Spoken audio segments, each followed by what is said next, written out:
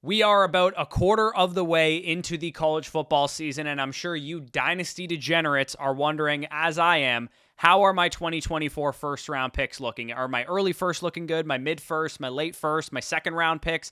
How is the class shaking out? So today I'm going to break down my top 30 prospects in the 2024 NFL draft for Dynasty rookie draft purposes. I'll be doing this on the basis of Superflex leagues, but of course make adjustments for one quarterbacks where necessary. Let's not waste any time. Let's get right into it.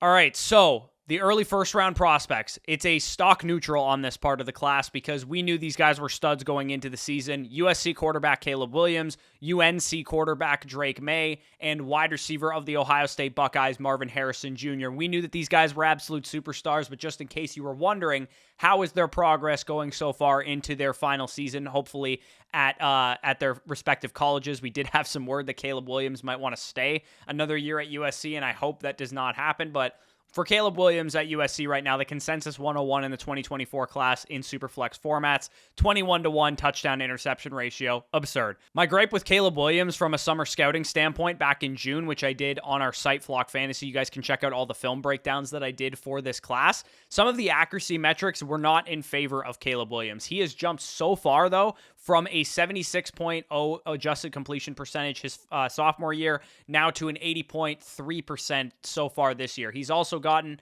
a bit better at not taking sacks. His pressure to sack percentage has gone down 3% as well. So stock up on the 101. Caleb Williams is absolutely a freak show. Got to clean up a few fumbles so far. He's got 6 fumbles on the season. But other than that, this guy is virtually a bulletproof prospect, and I have no qualms saying that this guy will be the 101, probably no matter what happens for the rest of the college football season. Marvin Harrison Jr.'s stock, though, might be falling a little bit, and I'm starting to realize what a stud C.J. Stroud was at Ohio State. We've seen what he's done in the NFL so far, and we're seeing the repercussions in college because the Ohio State offense is not the same without C.J. Stroud. So if anybody was concerned that, C.J. Stroud was a system quarterback, and it's because he had Harrison, it's because he had Egbuka, JSN, Garrett Wilson, and Chris Olave, that is not true because this offense is struggling without him. Marvin Harrison, though, still has a 24% target share, still 2.82 yards per route run. Those are elite numbers. Only thing that's semi-concerning for Marvin Harrison is that his PFF receiving grade has fallen from an elite level 90.2 last year down to just 68.9 so far this year, which is 15th in the class right now among 2024 draft-eligible guys that we expect to come out. So not worried, really, for Marvin Harrison. I still think he's going to be the 102, 103 in this class, the number one wide receiver, generational caliber prospect, probably a top 3 to 5 dynasty wide receiver the second he gets drafted in a top 10 NFL draft pick. But I am a little worried knowing that his production might suffer a little bit from what we saw last year. Drake May, quarterback of the UNC Tar Heels, right now has an elite PFF passing grade with a 90.1, 9.0 yards per attempt is an improvement from last year. He's thrown 4 picks already, which is semi-concerning for Drake May, but the adjusted completion percentage has climbed from the mid-70s to the mid-80s, and he is currently 3rd in the country in adjusted completion percentage. So Drake May, again, similar to Caleb Williams, one of my gripes with him was ball placement, some of the accuracy issues, and a little bit of his play under pressure. So far, he has, answered the bell, and he has looked like every bit the top 5 NFL draft pick that I'm sure he's going to be, the top 3 rookie pick that I'm sure he's going to be in Superflex League. So not much to report on the early portion of the 2024 first. Those guys are performing as expected for the most part. The mid-2024 first, I would say if you guys have mid to late 2024 first, this is by far looking like the biggest stock up of the whole class. So going into the season, I put out a video saying, is the 2024 class overrated? Because I was a little worried that some of the depth was going to start to fall off and we weren't going to see big jumps from some of these prospects. And we are seeing big jumps from a vast majority of these guys, which is why I'm very excited as a fantasy manager with a lot of mid to late 2024 firsts. I'm excited to see what these guys are doing. And let's start with Brock Bowers, because Brock Bowers is having another season of absolute dominance and progress right now. Over a 90 PFF receiving grade. That is the 3rd straight year that Brock Bowers Bowers has done that. No tight end has ever done that, even twice in the PFF college era, and this guy's about to do it as a freshman, sophomore, and a junior. So he is a freak show, absolute freak of nature prospect at the tight end position. 416 yards and 3 touchdowns in 5 games so far this season. Leads the country with 2.95 yards per route run. Isn't even close among tight ends right now. Leads the country with 27.6% targets per route run. Absolute freak show of a tight end prospect. He needs to be a top 5 pick in rookie drafts in any kind of tight end premium, and I'm willing to bet this guy will be a top 8 to 10 pick in the actual NFL draft as well, because he's not just a tight end. He's a weapon. He's Evan Ingram on crack. That's the type of player that you're getting with Brock Bowers, and thankfully with Sam Laporta producing as a rookie, this could mean some good things for Brock Bowers' overall dynasty stock, because now we're seeing these younger tight ends produce a little bit more early on in their career. But the real story of why this class is on the upswing, at least in my opinion, is what the quarterback and the wide receiver position are doing right now. Every year we debate the quarterback prospects, who's good, who's not good. Realistically, all that matters is who gets their name called in the first round of the draft. And Michael Penix Jr. is a locked and loaded first-round quarterback, probably the third of this class. In NFL draft circles, I see this guy getting mocked in the top 5, top 10 of a lot of NFL mock drafts. He leads college football right now with a 93.4 PFF passing grade. He is second only to Caleb Williams with 11.2 yards per attempt. He has 16 touchdowns to just 2 interceptions. Adjusted completion percentage has climbed 9% from last year. Big time throw rate climbed 3% from last year. So big time stock up for Michael Penix Jr. If you guys are in need of quarterback play, and let's say you're a middling team or you have a bunch of mid first or whatever, it looks like Michael Penix is going to be a guy that climbs his way into the 105 to 108 range. And speaking of the quarterback class, because it's not just Michael Penix that's performing at a high level. Shedeur Sanders, JJ McCarthy, Bo Nix, Jackson Dart, KJ Jefferson, Quinn Ewers, a lot of these guys are posting pretty solid production right now, and it's going to result in this quarterback class potentially being one of the better ones we've seen over the last couple of years, because along with Caleb Williams and Drake May, and now Michael Penix, who I expect to all be first-round picks,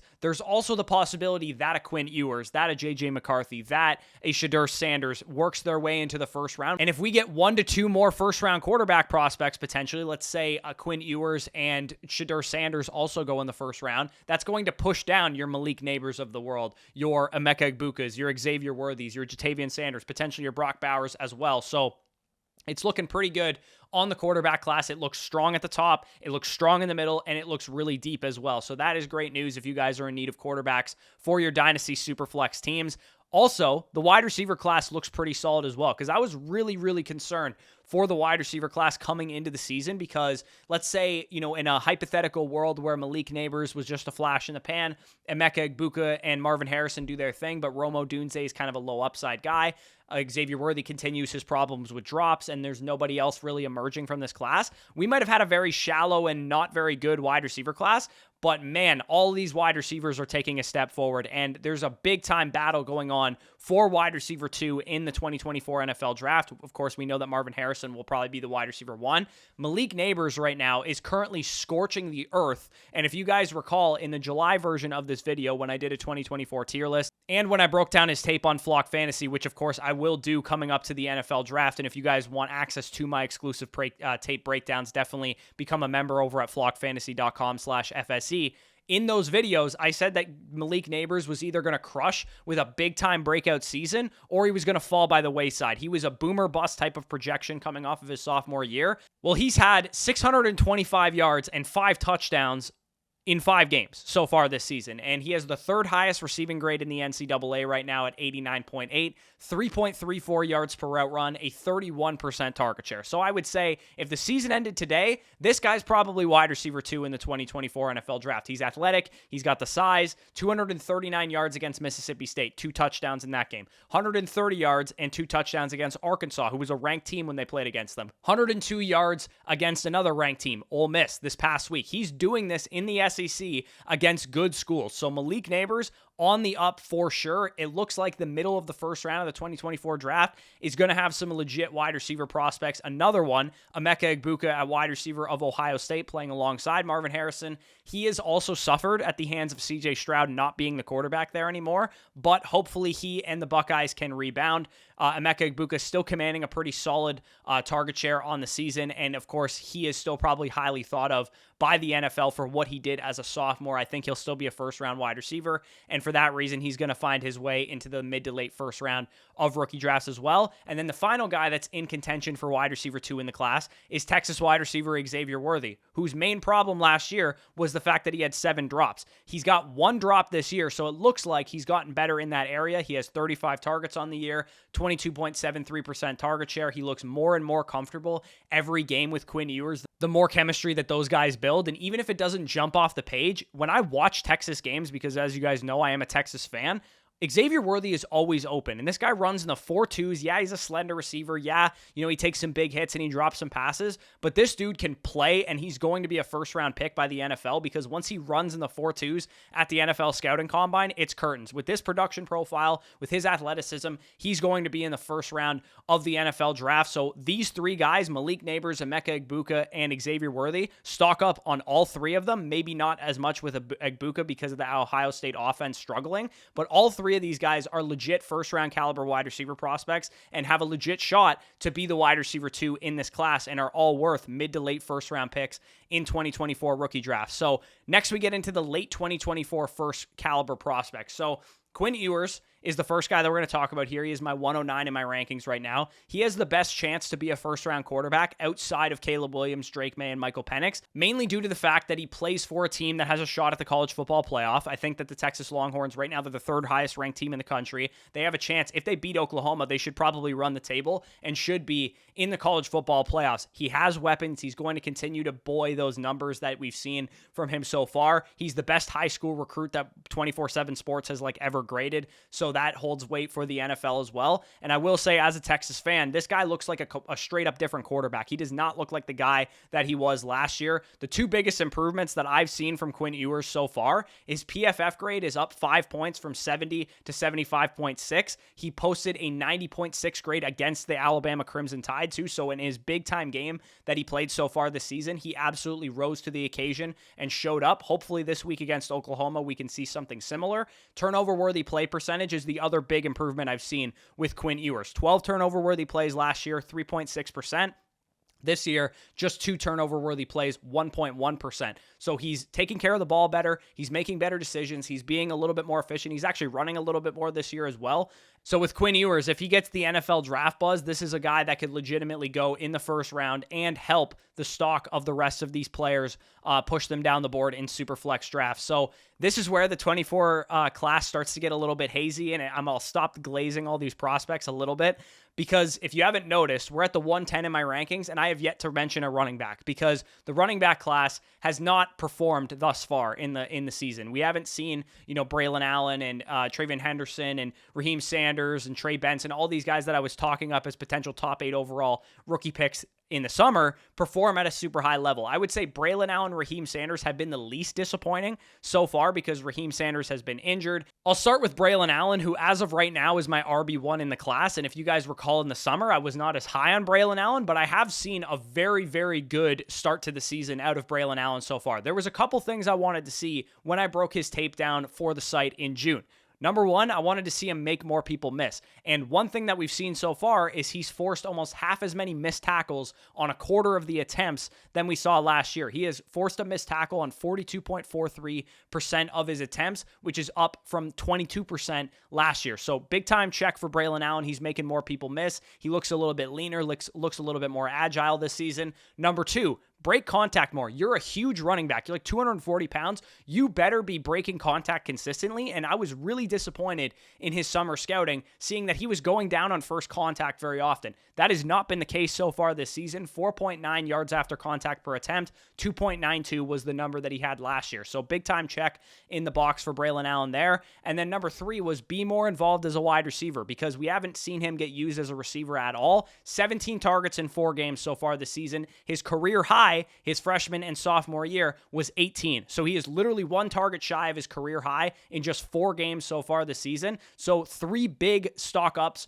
for Braylon Allen in his NFL draft stock. Definitely room to climb up this list if he continues producing, continues to get better. So really encouraging for Braylon Allen. And of course, if you guys know anything about Braylon Allen, you would know that he's going to be just 20 years old on draft night. So the fact that he is getting better every single year, and especially this year, his junior season, his draft eligible season, he's kind of starting to put it all together. Great news for the running back class. He is pretty much the only guy that's performing right now, though, of the running backs, because Raheem Sanders, who I would say was probably the consensus running back one entering the year, he's been dealing with a knee injury, but he's still elusive on the 2 games that we've seen him play. He's forced a missed tackle on 31% of his attempts. Even though it's a stock down for him, of course, if he just gets healthy and starts playing towards the end of the season, he could be right back up there with Braylon Allen as the 105, 106, 107 in the class. But I did have to ding him a little bit because we're seeing these wide receivers and these quarterbacks perform, and we're not seeing these running backs perform at this point in time. And then the final guy of this tier, who I have probably way higher than anybody else is going to have him, is Jatavion Sanders, who's the 3rd Texas Longhorn of this video to close out the top 12.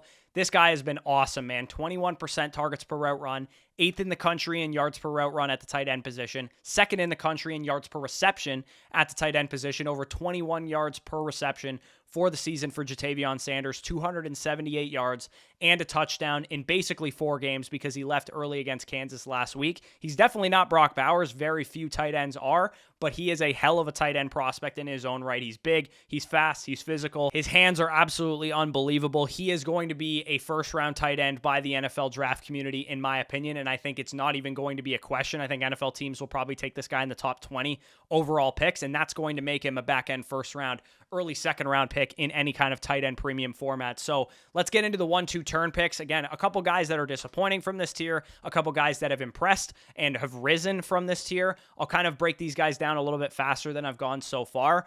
Keon Coleman, Florida State wide receiver. Rome Odunze, Washington wide receiver. J.J. McCarthy, Michigan quarterback, are all guys from this tier that are on the rise. And then Travion Henderson, Ohio State running back, Trey Benson, Florida State running back, and Will Shipley, Clemson running back, are all guys from this tier that are on the fall. I'll start with the guys that are on the rise from this tier. Keon Coleman has 6 touchdowns at 6'4", 215 pounds after transferring to Florida State from Michigan State on 24% targets per route run. So he's definitely been very impressive so far. I'm seeing the NFL draft community talk up Keon Coleman as a legitimate first-round caliber wide receiver prospect. So he is definitely on the rise right now and could continue to rise if he keeps playing at a high level all the way into the first round of Dynasty rookie drafts. Rome Odunze, Washington wide receiver, also very productive so far this season, averaging over 100 yards per game, 45 targets, 608 yards, 4 touchdowns for the Huskies so far this season. In 5 games played, he has 3.38 yards per route run, playing alongside Michael Penix Jr., who's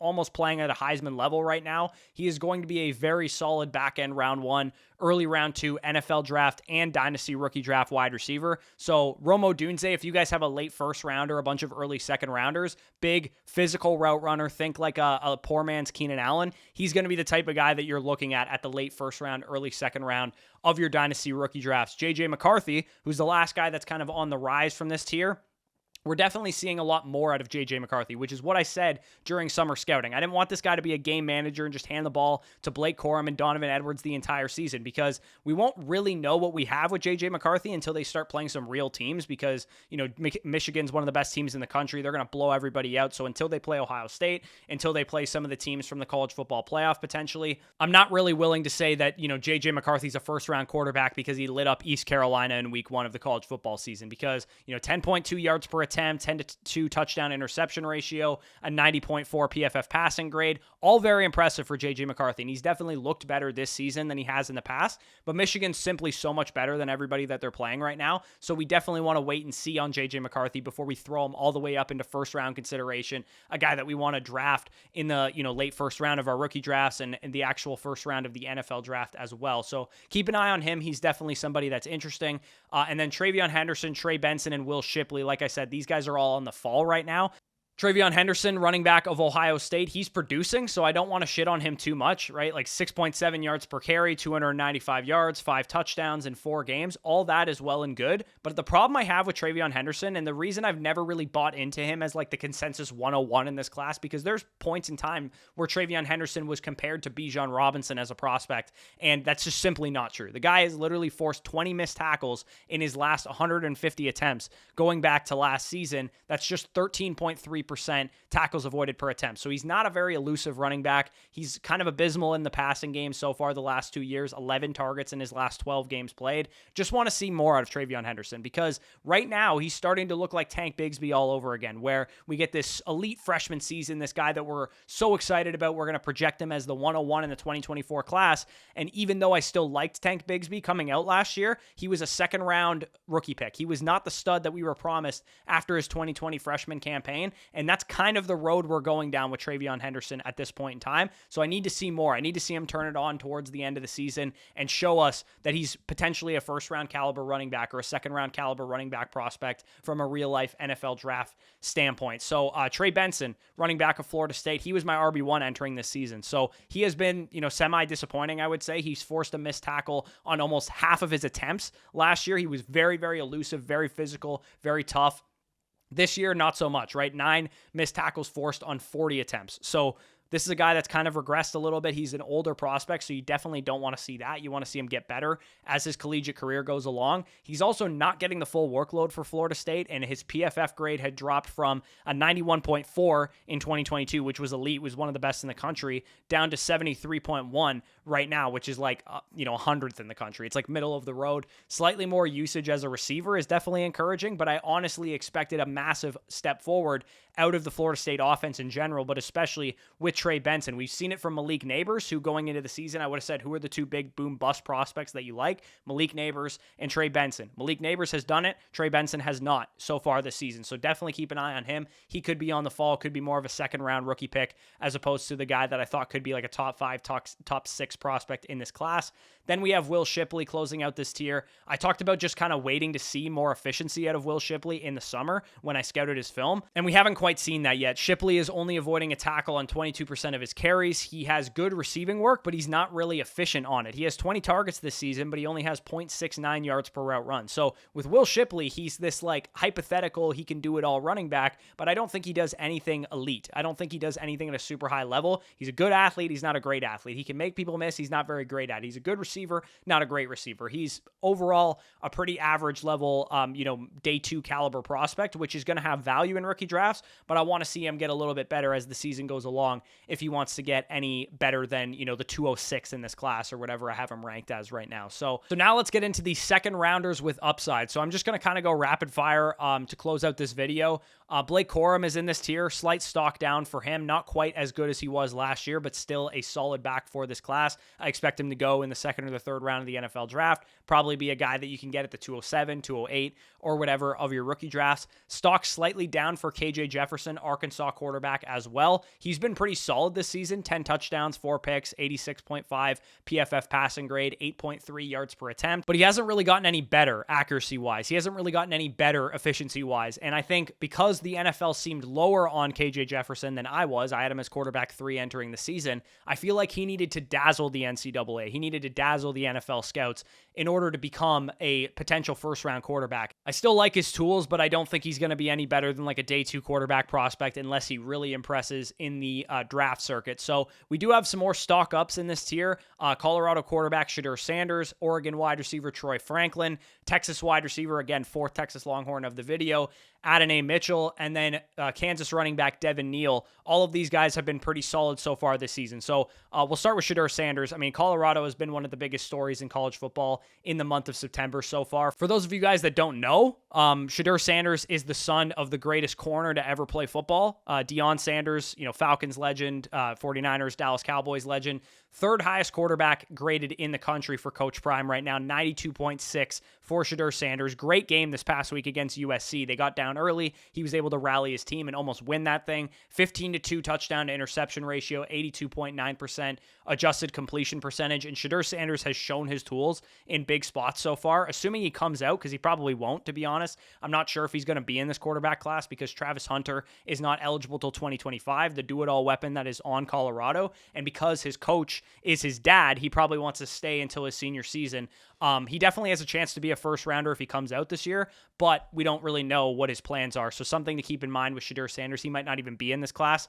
Oregon wide receiver Troy Franklin is definitely on the rise as well. 10th highest graded receiver in the country, 535 receiving yards, 7 touchdowns, reportedly ran in the 4.3s coming out of high school, 30% targets per route run as a junior this year, and already halved his career high in targets in just 5 games. So Bo Nix in the Oregon offense is playing pretty well. Troy Franklin's definitely been a guy that's on the rise as a result of that, and he could potentially find himself as a top 50 NFL draft pick, and that's going to make for a pretty solid second rounder in Dynasty rookie drafts.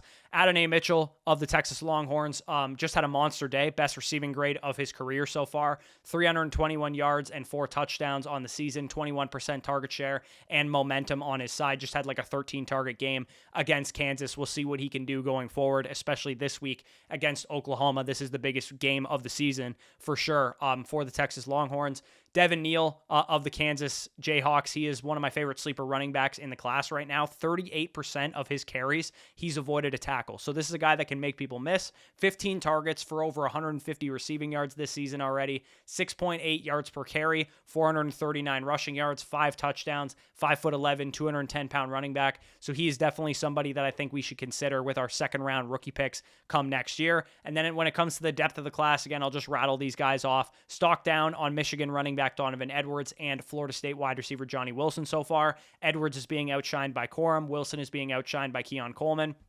So that's kind of why those guys are on the fall. And then stock up for Ole Miss quarterback Jackson Dart and Oregon quarterback Bo Nix, 2 more guys that are sleeper quarterbacks to become first-round prospects, in my opinion. I loved Ole Miss quarterback Jackson Dart. If you guys followed the summer scouting series on our site, he was my quarterback 5, and the reason I liked him is because he had the tools to become a first-round quarterback, and he's improved in virtually every facet that he could improve in. He has an 86.7 PFF passing grade right now, which is up 11 points from what it was last year, which was his first full year as a starter at Ole Miss. 11-2 touchdown interception ratio, 4 touchdowns, almost a 400-yard performance against LSU this past week. His accuracy has improved. His decision-making has improved. He's definitely a sneaky quarterback prospect because he has a great arm. He has good mobility. He's still an underclassman, so he doesn't necessarily have to come out this year. But I do think if he continues to play well, he's going to generate some serious first-round buzz. Not really on the radar yet, but one to definitely get ahead of the curve on if you guys are playing in Devy leagues or whatever the case is. And then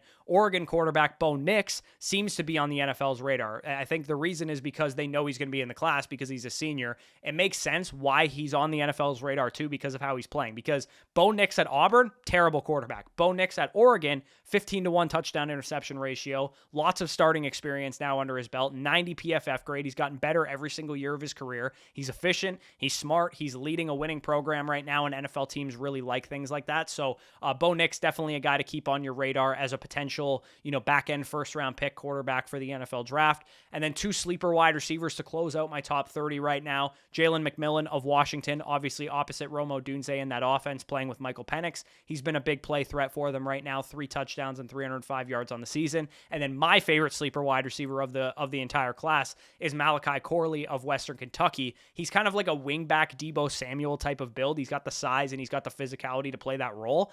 He was my favorite sleeper during the summer, mainly because he just dominates his offensive targets, and he was like the best yards after catch receiver I watched of any receiver in this class. 39.31% targets per route run so far this season. Absolutely mind-blowing dominance of that offense this season with 331 yards and 2 touchdowns. And if you think, oh, maybe he's dominating the targets because he's like a low A-dot guy, no. He is 11.4 average depth of target right now, which is right in the he's our number 1 receiver range, not in the like Rondale Moore dominating targets range that we've seen from a lot of these prospects coming out in recent years. So bit of a longer video today, but I hope you guys got all the information that you need. When it comes to like general takeaways from this video, the takeaways that you guys should be going home with are early first round picks still as valuable valuable as we thought. Mid to late first round picks, definitely a stock up on those ones. Early second round picks, definitely a stock up on those ones as well. And then depth of this class, also a stock up. So I know it sounds like I just absolutely meat rode this entire 2024 class, but it's good. It's better than last year's class. It's deeper than last year's class. The quarterback class is better. The wide receiver class is comparable. The running back class looks to be deeper, but not as top heavy. The tight end class has 2 absolute superstars in it. So definitely be excited about this 2024 class. If you have a lot of 2024 picks, definitely hit the subscribe button. You're going to want to stick around here to get all of your Dynasty fantasy football and redraft fantasy football needs met. Hit the like button if you guys enjoyed this video. Worked really hard on it. Really appreciate the support. If you want access to all of our Dynasty rankings, we just saw a big time sweeping update, including my rankings of the 2024 prospects, which will be updated on a semi-weekly basis. Definitely check that out over on flockfantasy.com. Use the promo code FSE for 30% off. But with that being said, peace out, and we'll talk to you soon.